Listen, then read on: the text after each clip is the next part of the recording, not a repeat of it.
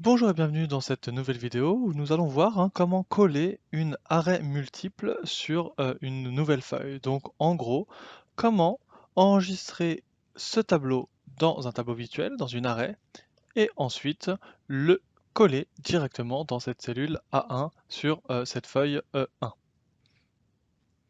Alors sur la macro, il nous faut principalement 5 variables ici présentes, donc deux variables d'onglet pour définir les deux feuilles. Deux variables pour définir en fait les bornes du tableau que nous souhaitons copier, donc la dernière ligne et la dernière colonne. Et enfin une variable array données as variante qui va nous permettre en fait d'enregistrer le tableau dans un tableau virtuel dans une array. Alors on va commencer tout d'abord par identifier les onglets ici présents et ensuite nous allons trouver les limites du tableau de la feuille 2 que je vous ai montré, donc la dernière ligne et la dernière colonne. Et ensuite nous enregistrons tout ce tableau dans la variable array données qui est donc notre array. Pour plus d'informations sur comment faire ceci, n'hésitez pas, le code est ici ou alors il y a une vidéo spécifique sur ce sujet. Enfin donc, pour coller cet arrêt, il suffit tout simplement d'identifier une plage de données. Alors on va commencer par onglet 2, donc la variable, .range, qui est donc la plage de données, et on va identifier la cellule qui est tout en haut à gauche et la cellule qui est tout en bas à droite. La cellule tout en haut à gauche, nous la connaissons sans problème puisque c'est la cellule A1 et donc onglet 2.cells 1,1, donc la cellule A1. La cellule à l'opposé, donc à l'extrême bas et droite de la plage de données, nous ne la connaissons pas, elle est variable.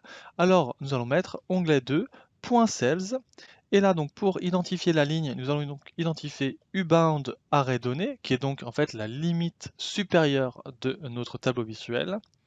Et pareil pour la colonne, ubound array données virgule 2, qui est donc en fait la borne supérieure des colonnes en fait.